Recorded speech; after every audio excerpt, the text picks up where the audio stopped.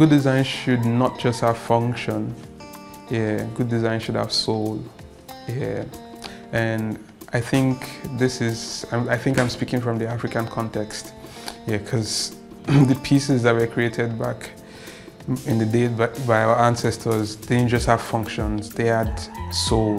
They meant more than just design pieces to them. It was something deeper.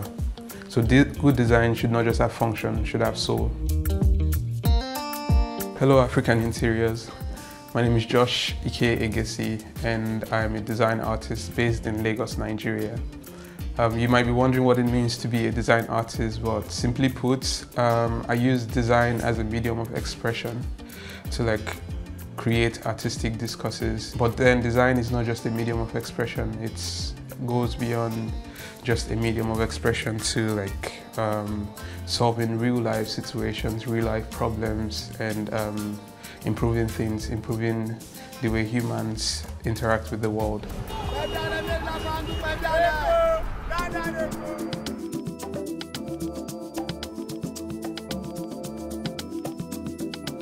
I was born in Lagos, grew up in Lagos, schooled in Edo State from Auchi Polytechnic to University of Benin. And yeah, so this Lagos has been the foundation for me. This space used to be my aunt's space. She used to live here. I used to live with my aunt here. And that was 2013 was when I started living here. 2019 or 2020 was when she moved out of this place and I decided to renew the rent of the space. And that was when I made it my home. I really cannot say that there was a particular direction in mind when I was designing the space. Yeah. And I know this because in my Paris space, when I was in Paris for a residency, a short residency, and just like what I did in this space, I did the same thing. I just lived in the space. So for me, designing a space isn't necessarily picking out everything that you want to have in the space. It's more of living in this space, yeah. And every input into the space is a soulful addition into the space. So you walk into my space and you feel like, oh, this space feels like a museum. It has the same feeling you get when you visit a gallery or you visit a museum or you visit a sacred space. Like, you know that there's something wholesome, there's something interesting about this space. Yeah, so for me, that's how my space became what it is. I feel like being inherently a Nigerian, I don't think it's something that I can escape. Yeah, so you can always tell by the nuances that you find in my pieces. There is the Ike-Oku floor lamp, which is my most emotional piece yet.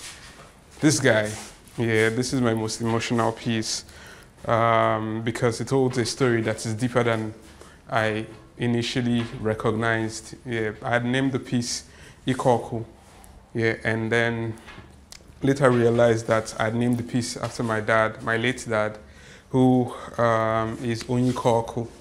Yeah, it never really registered because that wasn't the name it went by. But I remembered when I was a kid and I used to travel to the village with him, we would always, whenever we get to the village, what they called my dad was Ike-Oku. And I was like, that's crazy because I didn't think about it at the time. Yeah, and this is where my journey into trying to be grounded in my culture started. I think a lot of us are in a love-hate relationship with Lagos. Yeah, because this place would break you. Yeah, would bend you, would actually break you. So has it influenced my creativity in any way? I would say yes.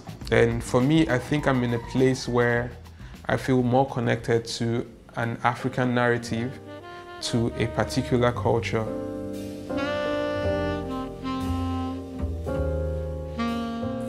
So this is the Ayo Bench. This is actually my most iconic piece. I think one of the most interesting thing about this piece is the modularity of the piece. Yeah, this is a bench, Yeah, it's a conversation piece. Yeah, you sit on this piece and you can, it just gives you room to just have a natural flowing, free-flowing conversation with another person. And outside of being that kind of piece, it's actually a conversation piece in different regards. It has the game, the African game. I call it Ayo game, or in Yoruba they call it Ayo game. But in some parts of Africa they call it Mankala. And in my culture, Igbo, they call it Ncho. Yeah. So it's a strategy game that I grew up playing with my grandma and grew up playing with people in my compound.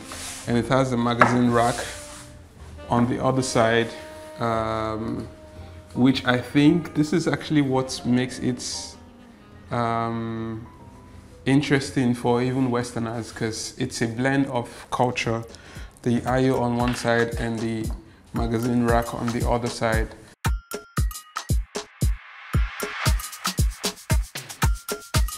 I've always loved creating things, but I never really thought about design in the context of design. Yeah, I just enjoy it. I've always been this child that would pick up the randomest things and put them together and make something spectacular. I remember one of my most fond childhood memory was me picking up there's this plastic, this blue dye plastic, this blue dye that comes in a blue plastic. Yeah, I got got a rotor, and then I put batteries inside of the plastic, and then add the rotor inside of the plastic, and add the tip of the rotor extending outside of the plastic, and then added a blade, and I made this fan, yeah, this handheld fan that you can control with battery and switch. I've always enjoyed building things, yeah, and I've always enjoyed painting and creating art and even music. Enjoyed creating sound and just creating generally. So yeah, this is an electric talking drum I designed. So I had embarked on this project because I thought our African musical instruments were not evolving as fast as their Western counterparts. Yeah, and I thought it would be interesting to design an electric talking drum as a case study. Yeah, I did a project with Goethe Institute, funded by Goethe Institute, and this was the prototype.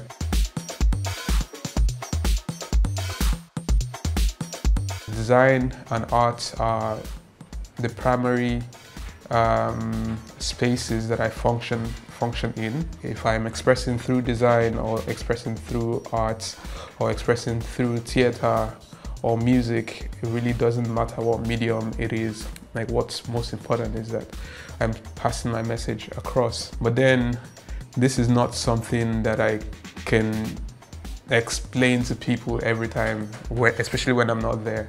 So I had to create a word or a term for myself that I call a design artist.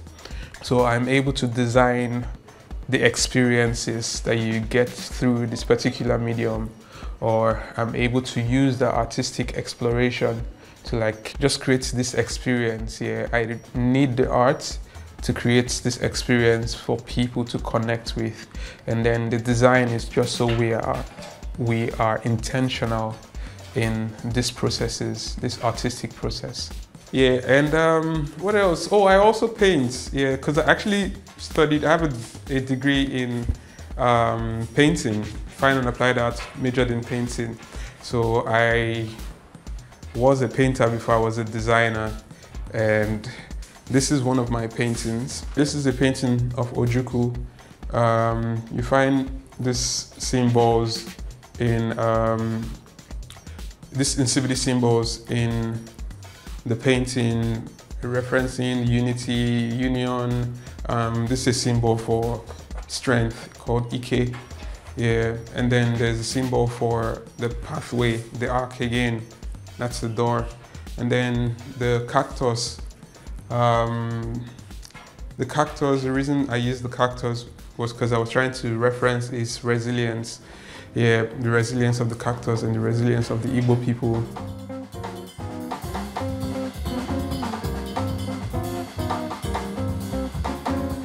this is my most prestigious piece, the Ayo Bench. I feel like the moment I switched up the color to red, it just started flying.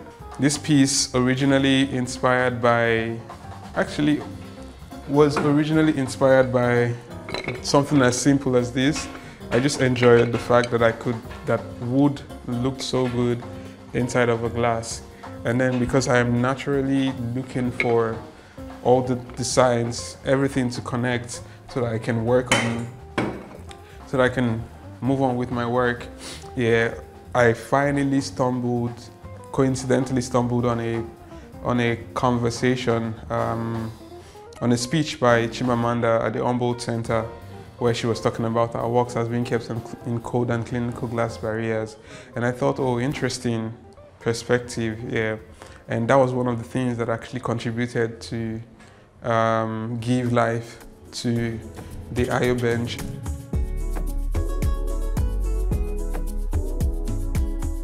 My favorite items in my home right now, I mean, obviously the pieces that I've designed myself. Yeah, the lamp behind me is one of my favorite items. Yeah, and then there's this tool designed by Femi Adeoye of Omi Collective. Yeah, lovely piece of furniture. And then obviously my Ayo Bench, in no particular order, to be honest. These are things that actually bring me joy, yeah, in my space. Like I see them and I'm like, okay, yeah, this is why we are doing this, yeah, because this is the result of the work that I've put in.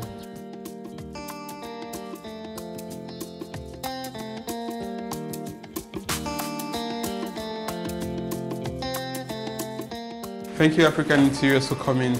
Bye.